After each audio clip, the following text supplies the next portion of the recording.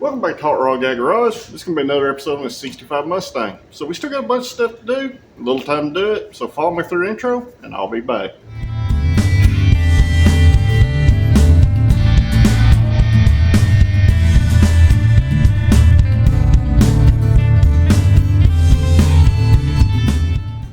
So guys, as you know, we're kind of in crunch time because when the weather goes away, I won't be able to paint this car. So like I said before, I had like 40 days at the last video. It could turn at any time, but usually about the end of September, around here, maybe the first week or two of October, is about all the warm weather we're going to have where it's suitable to spray this car in the conditions that I have. So let me flip the camera around and I'll show you what we're going to do in this video, and then I'll be back again. Of course, we got Quality Control Inspector Daisy down here on the floor. And she is ready to go outside and lay in the sun for a little while. But since the last video, I come in here and I done the dash pad delete. I did not video that, but in order to do that, you're going to have to remove, and this is the major thing here, this bracket right here sits on top of the dash for your dash pad, and this is what supports that big old floppy vinyl dash pad. As you can see, there's quite a few spot welds. You drill those out, that comes off, and then you just body work the metal dash frame as needed. That dash grill vent will sit down flush when it's screwed down. I do not have it screwed down, I just got it set in there. But usually you won't have to do a whole lot of body work to this if you remove that panel gently. If you get wild and drill through the dash, you're obviously going to have to weld those holes up. Sometimes you might find the dash is not exactly straight across through here, so you may have to skim coat the whole thing and body work it. But I had the Torino debacle going on, so I didn't get to video this portion because of storage on my phone. But it's pretty straightforward and easygoing thing. I did order some headlight buckets and new headlight bezels for it, along with our piece that's going to go on the bottom down here, and some other little small things for the car. So in this video, we're going to repair this dash. So this is the patch panel I'd got to fix the radio cutout where they'd cut this big old crooked hole at the dash right here. So I gotta get this stuff sucked out of the floor where I've been working on the fenders and the dash. That way I can actually get in there and do something and get all this cut out. So of other things that I've done, I've still got to body work this fender. I decided to wait until I get my headlight buckets. That way I can make sure it's 100% right. I did order a new rear valance pan because this one is twice the thickness of his old one, and it's not been up or merged or have a ton of red paint on it. These things are like 49 bucks. It'll save you money in the long run putting that on there. So did acquire a couple more quarter panel extensions to try on the driver's side, see if they fit any better than the other ones I have. But let's get started on this dash.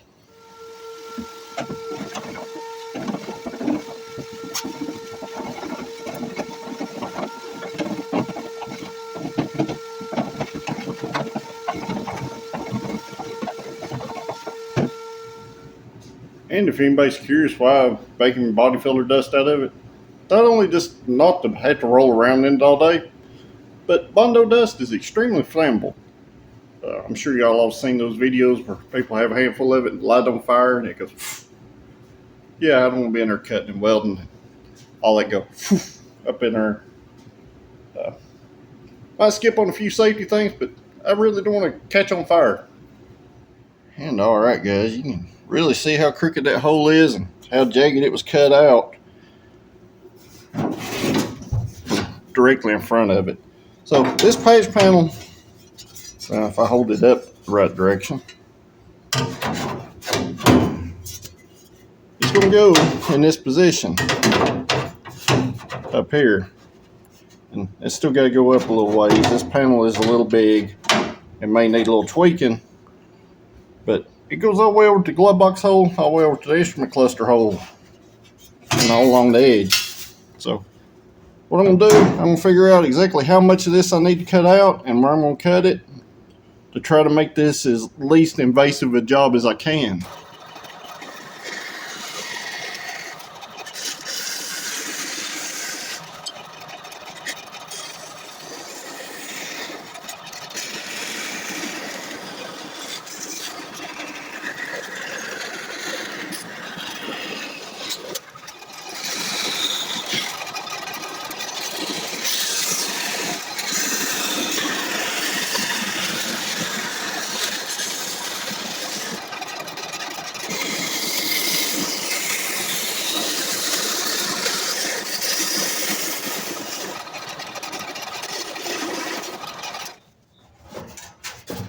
Alright, as you've seen, I started to trim my patch panel.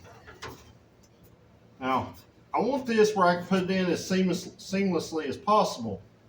So what I've done, I cut about 1/4 inch above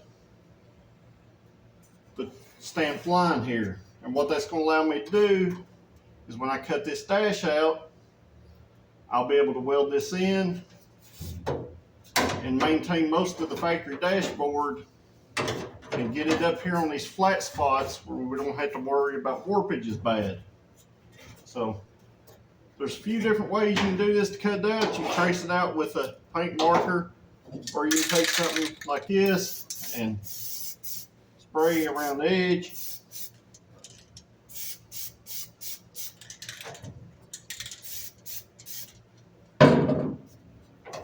And get your cut line.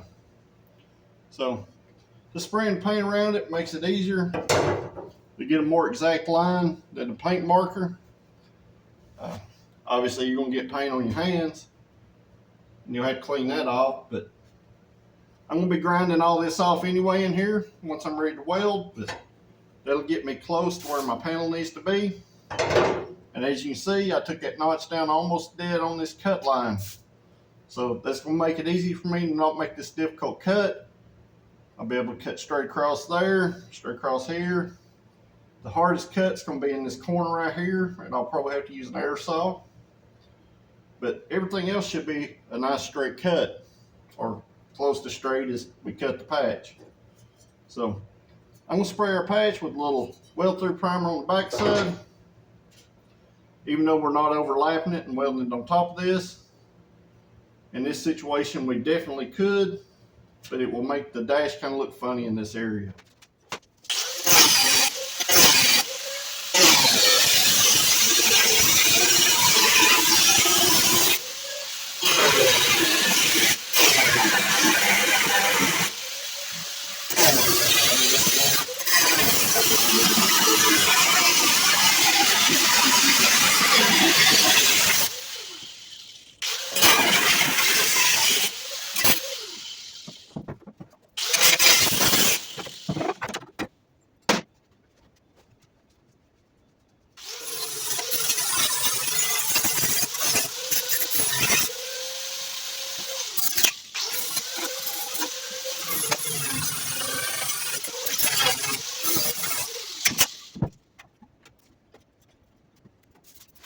So at this point, we're ready to fit our patch panel and see how good of a cutting job we've done. Just to make sure everything will kind of go back in place. And sometimes you may have to go in here and trim just a little bit more than what you originally did, or go back in here with your flat disc to clean up your edges.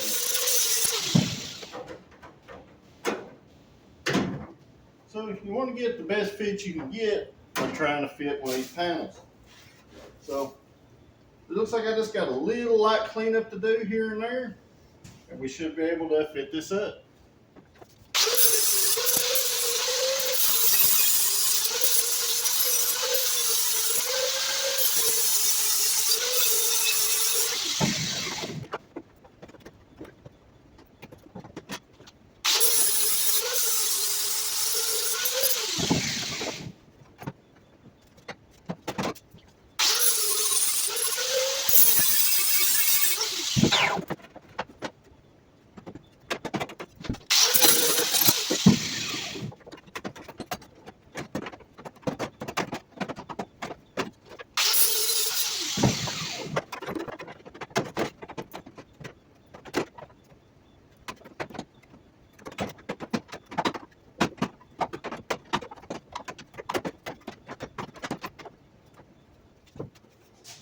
So guys, there's always going to be that crowd that tells you not to fit a patch panel tight, or one that tells you to, leave a 1/8 inch gap around it. I like to fit my stuff where it's pretty snug and try to reduce the heat into the panel as much as I can in places that you can see it.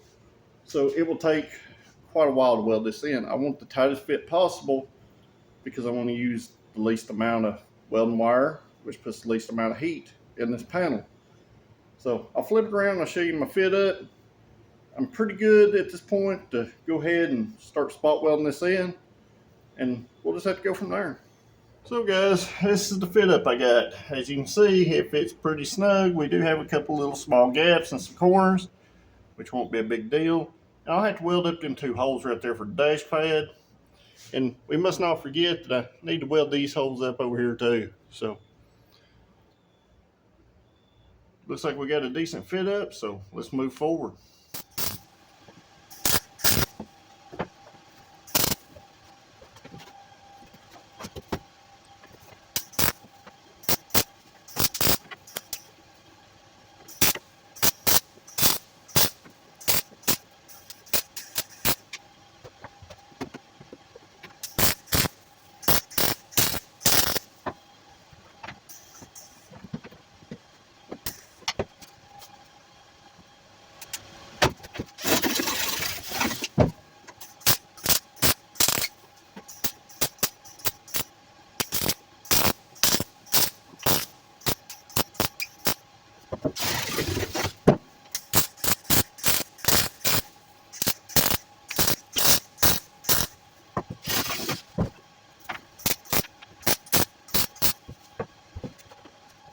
So I got our initial spot welds in. What I'm going to do, I'm going to let this panel cool down because I don't want to transfer too much heat through this dash panel. About the time you can put your hand on it like this, you should be good. So now I'm just going to go in here in between every spot weld until I feel like the panel's getting too warm. I'll keep kind of a check on things. And I'll repeat this process until this plate's fully welded in. I'm not going to bore y'all with watching that, so let me get it welded in and then I'll be back. Well, we got our plate fully welded in. Now it's time to grind it down.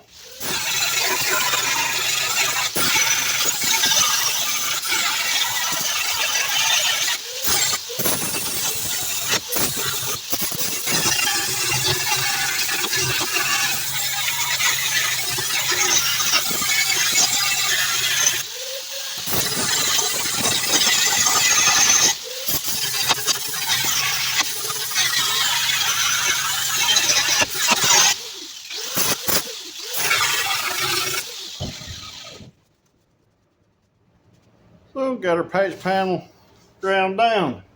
So now I gotta go in there and weld up them 2 top holes after our dash cools down a little bit. Then I'll come over here and weld up these 2 holes, or 3 holes right here. Then we should be ready to start putting some filler in it and we'll body work it out. So the main goal of doing that panel is try to get tight fit as possible. That way you put in the least amount of filler. So it ground down, it looks pretty good. Could almost probably add some welding in a couple places, grind it down, not even body work it at all. But it's close enough at this point. So we'll let the dash panel cool down so I can get these other holes welded up. And we'll go in here and we'll body work all these places at once. All right, I got those holes welded up there. What I'm doing, I'm taking this piece of copper, holding it behind these holes, and welding them up. So I gotta get these ground down and weld them up. Some of these have to stay for the dash, where the dash pad was. Some of them have to go. Some of them's for the bezel. It's up to you to decide what goes what, but these 2 right here gotta go, and this one. Those can stay for the bezel. On the other side, there's 2 over there for the pad. So let's get this cleaned up and ready to weld up.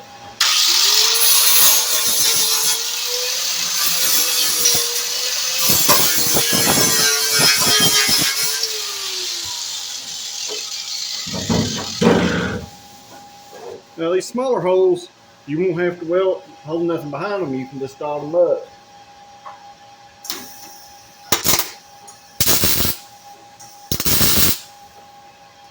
pretty easily like that. Even these larger holes like this,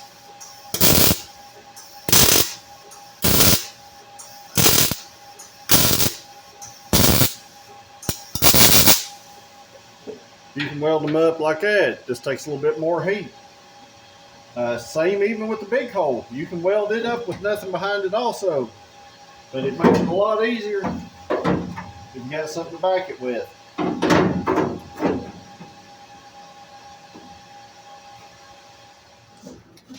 So once you get all those welded up and ground down, and all that other fun stuff, you're ready to mix up some filler so you can body work your dash. So that's what I'm doing now. This stuff don't have a real long set life.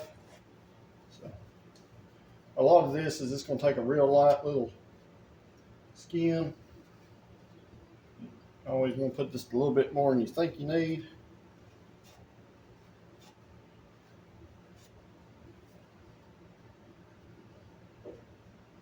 Because remember, we're just fixing where idiots have been in here before on this car.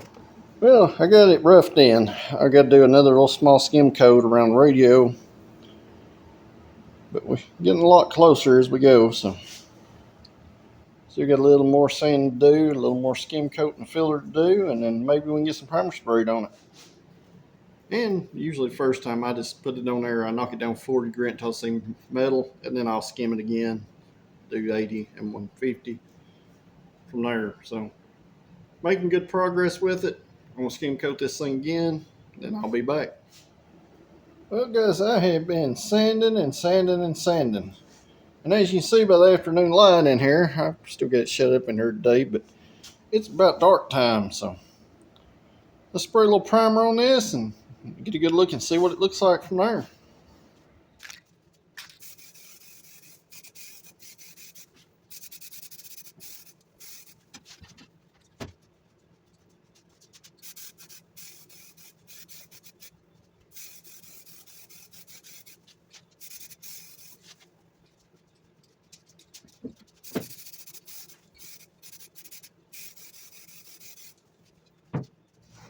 Well, the dash turned out pretty decent. Obviously, it's going to need some block sanding and some high bell primer, but you can never tell it had a big old crooked radio hole in it. We don't have all these extra holes over here on the side either, or up around the edges where the other dash pad was. So, pretty good progress. And if you haven't yet, guys, make sure you like these videos, share them with your friends, and comment down below because it helps YouTube pick this up on their algorithm. If you're not a subscriber and you're watching this, please hit that subscribe button because it does help the channel to grow. It helps me knock off some labor hours on this project of his. If you are a subscriber, I greatly appreciate you guys. So let's get back to work. And you want to know what the best thing about this is? You don't have to look at a crooked radio hole through the back of the car. That thing was just glaringly, obviously unsquare in here that it looks a ton better. And with that dash pad delete, it'll add a little bit of classiness to the dash while making it just a little bit his own car. So we went from this crooked thing to that. $16 dash pad or patch panel. $16 patch panel in about a day's worth of time, we've totally transformed the dash. To do the dash pad delete and this patch panel right here, that is about a day's worth of work. Obviously, there'll be more work that has to be put into it, but that's pretty much it, guys. Definitely a lot better than this mess. Well, it's another day, and we got some boxes. So let's explore what we got. We'll go on. So, as luck would have it, our headlight buckets come in. These are the cheapest thing that CJ's had. I did look at the Scott Drake ones that Summit sold, but they were out of stock by the time I went to order them. They look fair. Obviously, the surface finish on these is very poor, and it looks like they cleaned up their casting slag with a belt sander, but Long as these buckets bolt in the car, I don't care about the rings, the bezels. Long as these bolt in and fit like they're supposed to, we've made leaps and bounds. So let me get these out on both sides, and let's get these new ones in there and see how they fit. And this was one of them cases I was going to buy the better part, but I couldn't find Scott Drake ones in stock anywhere. So this is what we're stuck with. I did order some other stuff. A lot of it's supposed to be here today and maybe next week. So there's going to be some cool stuff happening with this car soon. We just got to get there. We got to get the parts here. And we got to get a bunch of work done. So not getting anything done talking about it. So let me get busy.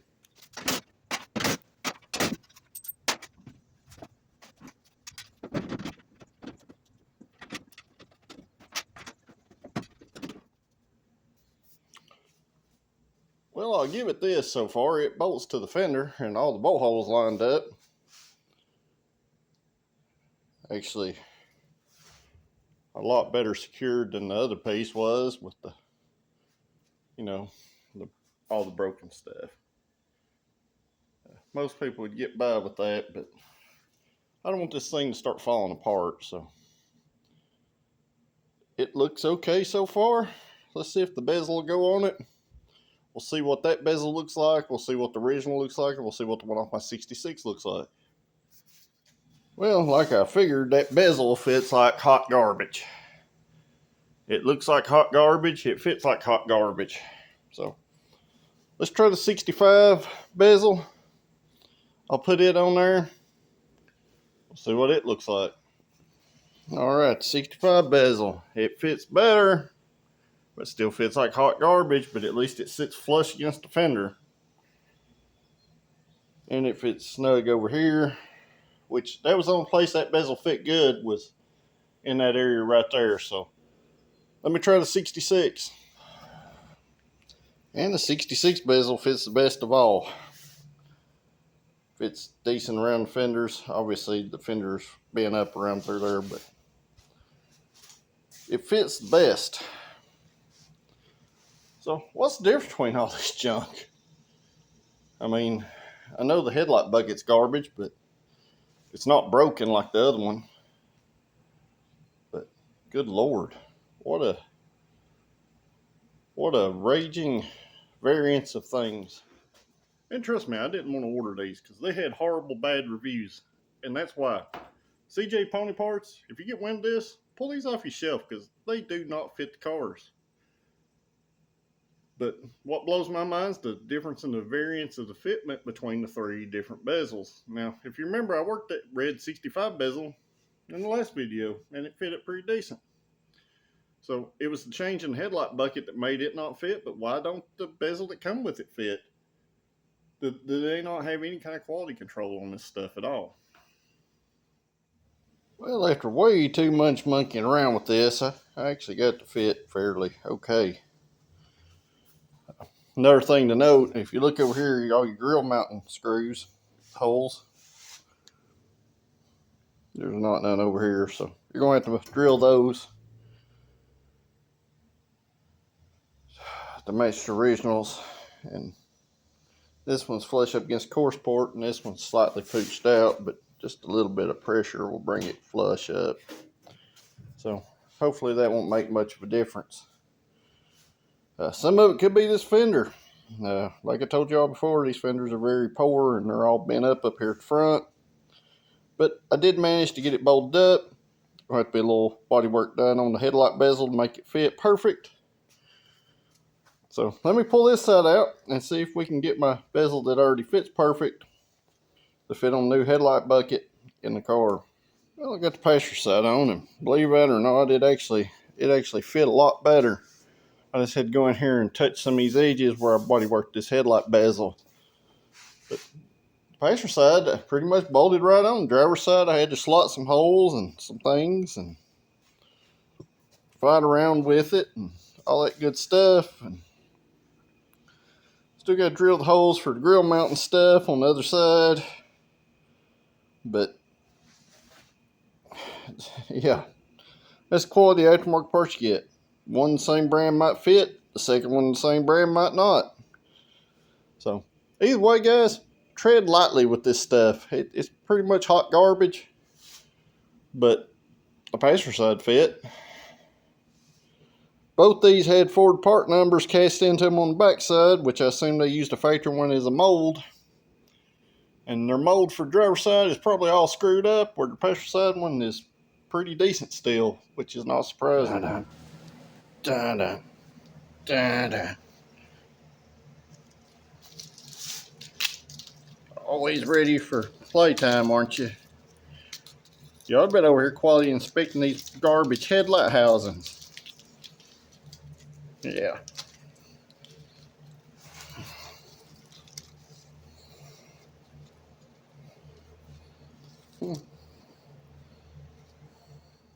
So I knew I was going to have to go back in this quarter panel right here and address this area right here. And that's what I'm doing right now. I'm working on, I added a little bit to this lip of all metal. I'm in here working it down until I get this extension to fit the way I want it to.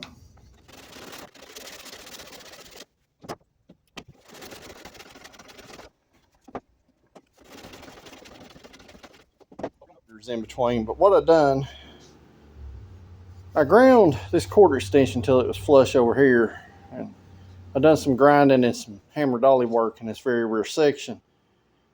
I taped the quarter panel off first and done initial fill of filler so I could work it into the quarter contour up here, and then once I got it roughed in, I put this back on, taped it off, and skim coated this side. And what I'm doing now is just going in here and blocking these panels together.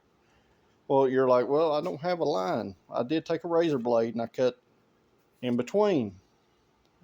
So what I'm gonna do, I'm gonna work these two panels together. And then when I take them off, I'll clean the edges up, and that'll give you your line back between the two. But sometimes this is just what you have to do to get this stuff to fit. I really don't like doing it that way, because with pot metal, it's really, really hard to get fillers to stick to it. So when you do this, you need to at least use a 36 or a 40 grit paper and scuff the crap out of this. And sometimes if I know it's going to be more than about a 1/16 of an inch, I'll take a sharp punch and put dimples in it too, along with the sand and scratches.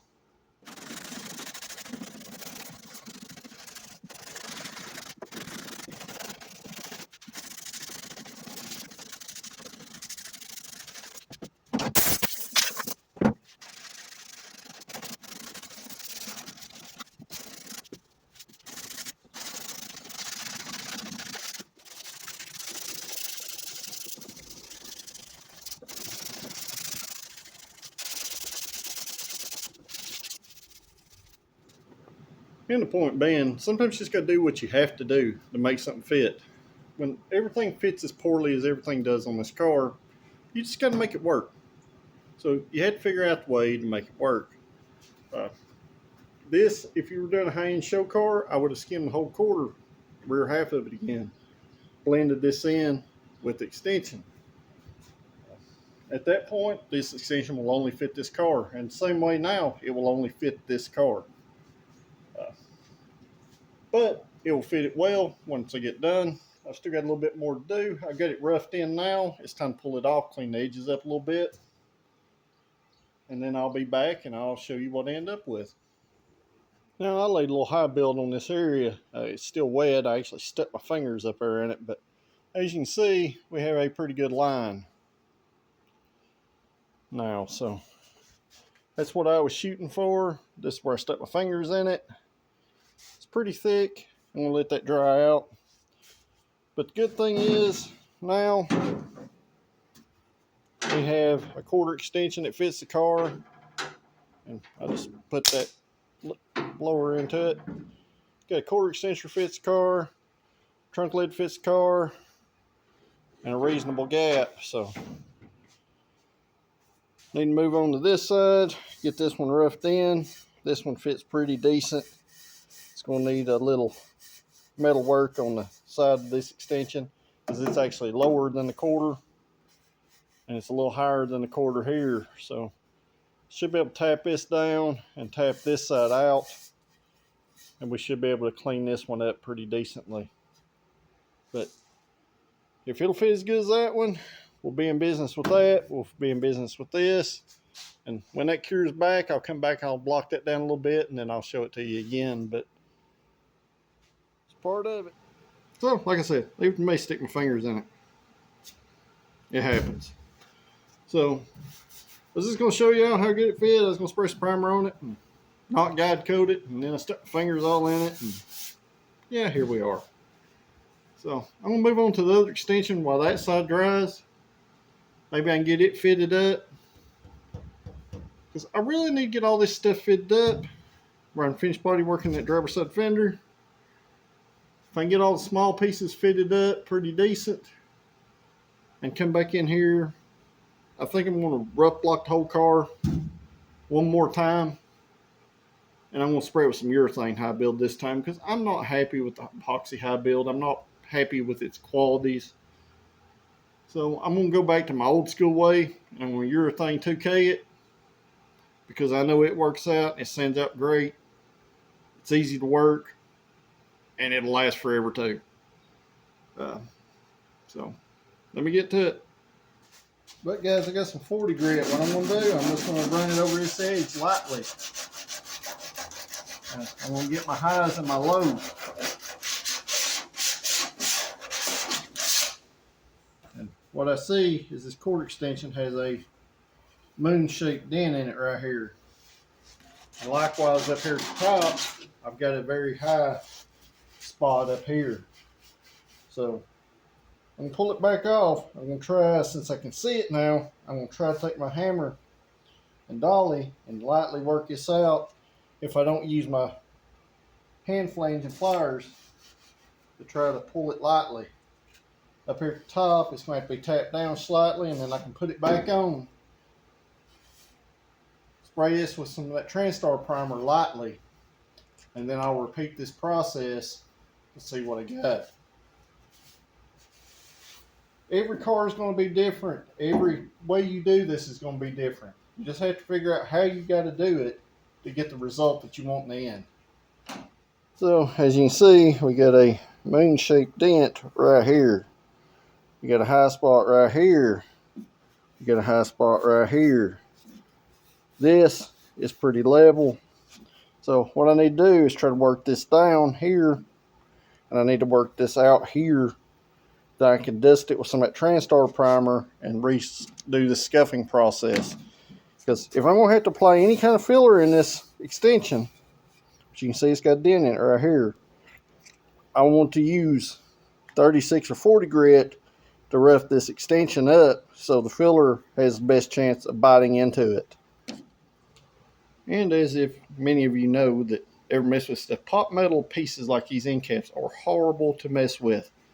They're hard to get anything to stick to them, and they're hard to do any kind of body work to. But if you're gentle with them, you can work them slightly, and you're pretty much stuck with adding filler to them at that point. So let me get to it. I'm going to pull this thing off. Now that I know where my highs and lows are, try to work it just a little bit and see if we can't make it better than what it is. And we're at the point where we're ready to do a little skim coating. So we'll mix some filler up. We're going to skim the quarter and the extension together.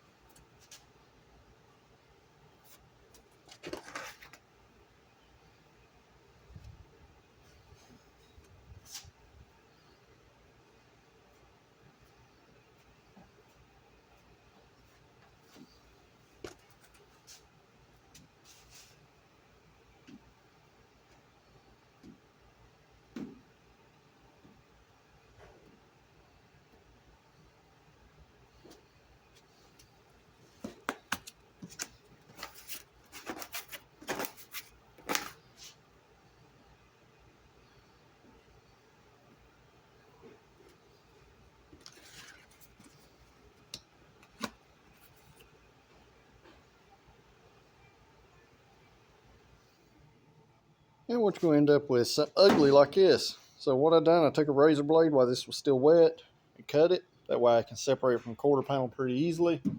So now I'm going to take 40 grit on a small block. I'm going to block these together.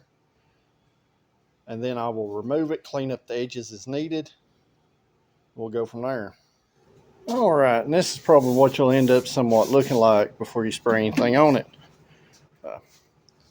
It looks a little off because of different shades, but we got a nice, decent transition right here. A nice, decent line. So let me spray a little Transtar primer on it. We'll come back.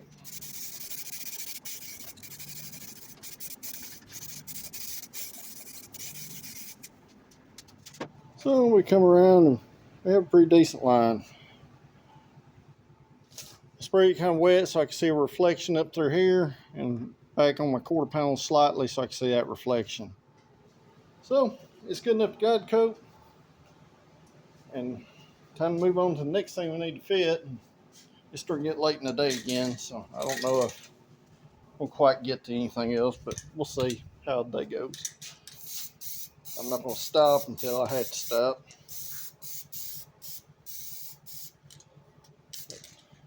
At least we got some good fitting quarter extensions at this point, and some somewhat decent fitting headlight buckets at this point. So let me get back to it and I'll be back. Well, I decided to fit that new rear valance panel, and as you guessed, got fitment problems. So it'll have to be fitted to the car too. I expected this. It fits pretty well otherwise, so I'll flip around and show it to you. So I got that valance roughly hung on there. I'm not drilled none of the screw holes up here, but as you can see, we got a pretty good gap there. A lot of that should flatten out once I bend the mounts in there a little bit. And, you know, we could drive a Mack truck through this side. So this will go up. We're going to have to maybe do some more trimming in there on that. And on the inside with quarter panel lip where the rear panel fits. But I just got it stuck up there for now so I can see how everything's going to fit up. So that said, like I said, not unexpected. I expected to have to do some more trimming and stuff. I left them flanges a little big back there, mostly because I didn't know how much I had to cut off of it. I did cut the big part of the flange off where your inner trunk drop and your rear panel and your quarter panel all made together. Looks like I'm going to have to trim it some more in there. But looks like the panel may fit pretty decent once that stuff's clearanced. And I fit the ends and bend them brackets a little bit. I think it'll fit up good. So hopefully at our next video we can get a little more done. So guys, that's about all I can fit into this video. Hopefully somebody learned something that they can put towards their projects in this video. Most of this stuff is what you're going to run into with just about any kind of old car when you're trying to replace stuff with either stuff off another car or replacement parts. Getting this stuff to fit good is part of having a nice car once it's painted. So I'm just hoping somebody can take something away from that and maybe use it on their own stuff. So if you haven't yet, make sure you like these videos, share them with your friends. If you're not a subscriber, hit that subscribe button because it helps me help him out on labor hours. If you are a subscriber, I greatly appreciate you guys as well as the guy that owns this poor car. So until the next video, thank you for watching, and I'll see you at the next one.